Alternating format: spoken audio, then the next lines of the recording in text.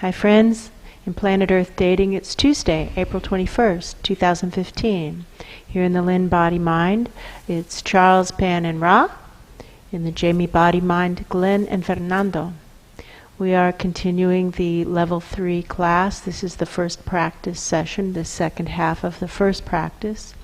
And we are facilitating for the team in the Jamie-Body-Mind, and their intention is to heal the root cause of the lower back pain and of the lack of funding for this work and whatever those symptoms represent, in such a way as to align with the soul plans of everyone involved and to trigger the awakening. And with that, it begins. More sadness coming up, deepening and lengthening the merge. Really a lot of sadness coming up. It's very noticeable. It's pronounced sadness right away. We're not reaching to truth below. That's part of why the sadness is so pronounced, is the bottom of the pillar is hovering in air, but it isn't in air because we're inside the zone of the sewage of lies, or the cancerous zone, or the zone affected by the malaise. I'm not sure how to label it. Because we're inside that zone, when the pillar doesn't go deep enough, well then, we just start to suck up the things that bring us down. Again, the focus is brought to Glenn, who has an energy body that's skewed to the right, forward, and too short.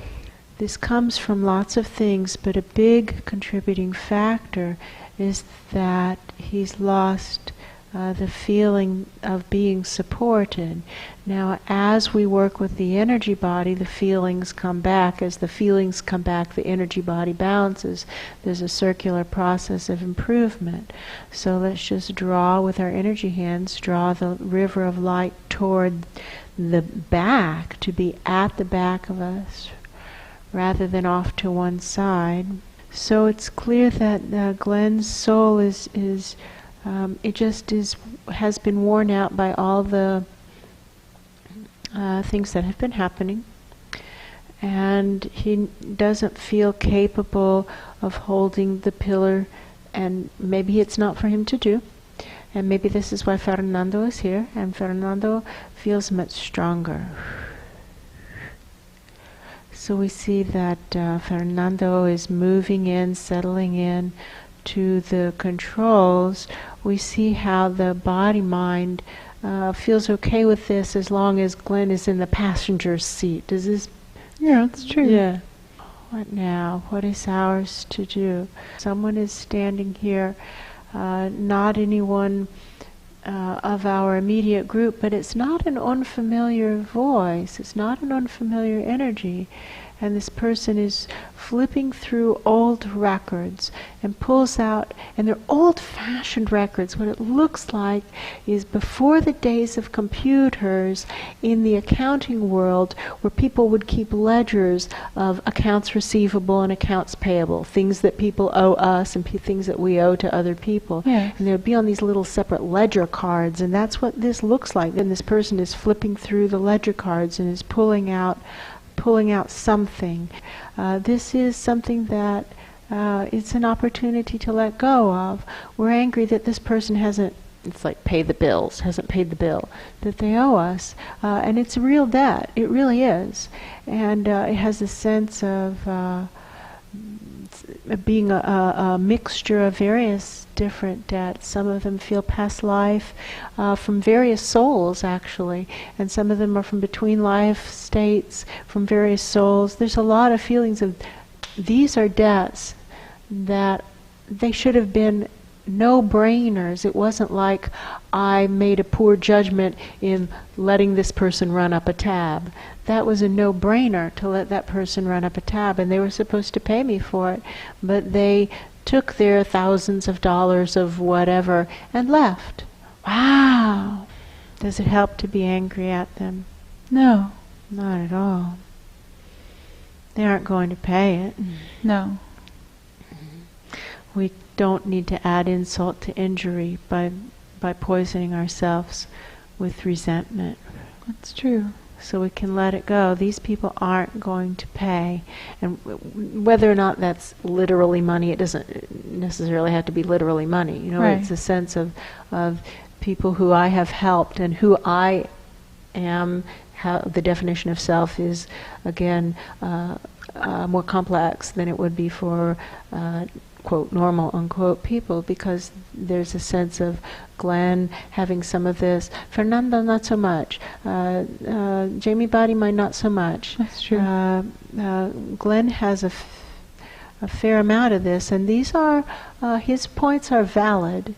These were actually valid soul contracts of, I was supposed to do this, somebody was supposed to do the other, and the third person was supposed to do that last thing. And I did my part. What happened to the other two? It's supposed to be like a three-legged race. Right, and that's true. 1, 2, 3, 1, 2, 3, 1, 2, 3, 1, 2, 3, 1, 2, 3, boom, boom, boom, boom, and we're supposed to get up a rhythm. And I did my part. I did what I said I would do, and the others didn't do it at all. Not at all. Now what? And there's a little anger. Oh, That's Glenn. true. Glenn. Boy, oh boy, we can all relate to this. Of course we can. Of course we can. This is huge for those who stick with this group, right? Is that we're doing what we say we would do, and other people don't do what they say they would do, and that's how it is. That's part of the gig. It's part of the gig, and so we can let go of this, or we can hold on to it. There's oh boy, I kind of don't want to get into names, but they are.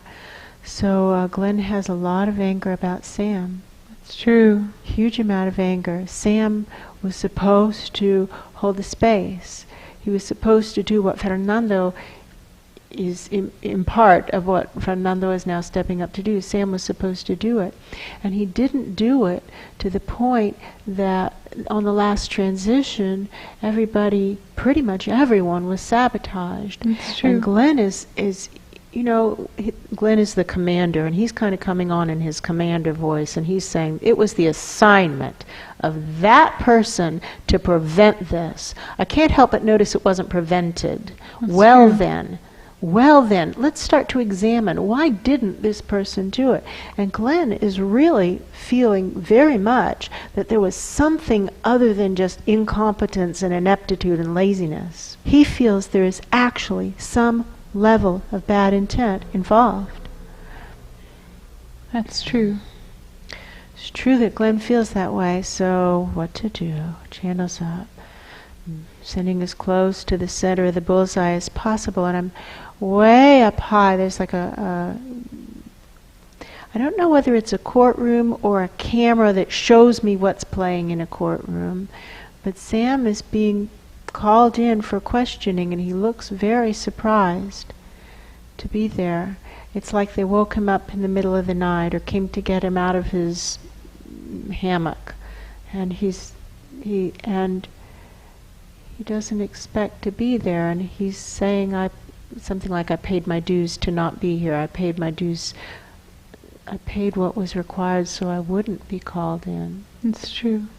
This is one of the two foundational errors that we all fall into. One of the two foundational errors, the first one being there is no God, or its variations, I don't have a soul plan, or I'm not held accountable for the soul plan, or I can do whatever I want to do and there's no consequence. That's error number one. And error number two is, what I've already done should be enough, what I've already given should be enough, what I've already paid should be enough. Our contracts are to trigger the awakening no matter what anyone else does or doesn't do. Since there's no awakening, well then, we haven't done enough. And Sam feels like he has already paid a big enough price. He feels like he paid a price over eons having that bad disease that he had. And that now that that's been resolved, he should be absolved. Oh, right, well, it doesn't work that way. That's true. Glenn is furious at this. And he looks at Paul and he gets even angrier because he sees Paul's injuries, and he looks at Ra and he gets like almost crazy. That's true. Because he sees Ra's injuries and he says, it's this guy's fault. And he's pointing to Sam. But now, how may I be of service right now to heal the root cause of the lower back pain and the lack of funding for this project, and whatever those symptoms represent, in such a way as to align with the soul plans of all involved and trigger the awakening. Well, the first things first, there's someone speaking to Glenn and saying, whatever happened, and Glenn says, interrupts him right away, because what this person was about to say is, whatever happens to Sam, you still need to let go of it. And Glenn says, wait a minute, Ace. I'm not letting go of this until justice is served. That's true. All right. So back we are in the, that's a valid point. Back we are in the courtroom. Live streaming up all the records of the before and after pictures of the team before the transition that they went through most recently, and after the transition.